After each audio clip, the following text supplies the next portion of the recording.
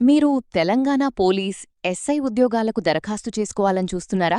అయితే ఈ వీడియో మీకోసమే. అప్లికేషన్ ప్రాసెస్ మరియు కావాల్సిన డాక్యుమెంట్ల గురించి పూర్తి క్లారిటీ ఇచ్చే క్విక్ అండ్ షార్ట్ వీడియో ఇది.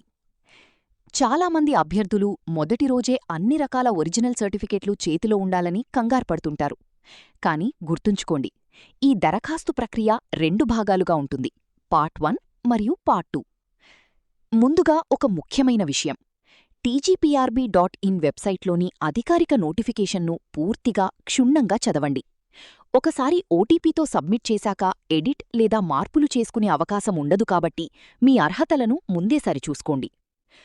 ప్రస్తుతం రిజిస్ట్రేషన్ కోసం మీరు కేవలం పార్ట్ 1 పూర్తి చేస్తే సరిపోతుంది.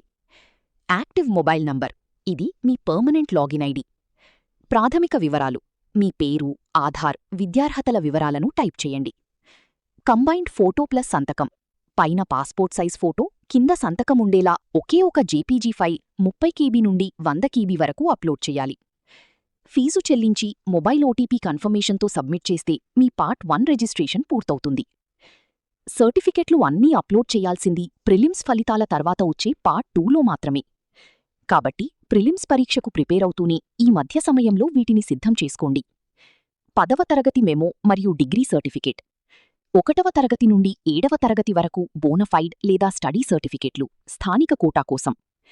తాజా కుల ధృవీకరణ పత్రం, బీసీ అభ్యర్థులకు non creamy layer NCL, EWS సర్టిఫికేట్లు 1 ఏప్రిల్ 2026 తర్వాతవి. ఫైర్ ఆఫీసర్ పోస్టుకు ఎల్ఎంవీ లైసెన్స్ లేదా సంబంధిత స్పెషల్ కోటా పత్రాలు. కాబట్టి సర్టిఫికేట్ల కోసం ఆగకుండా వెంటనే పార్ట్ 1 పూర్తి చేయండి. ప్రిలిమ్స్ ప్రిపరేషన్తో పాటి పార్ట్ 2 డాక్యుమెంట్లు రెడీ చేసుకోండి.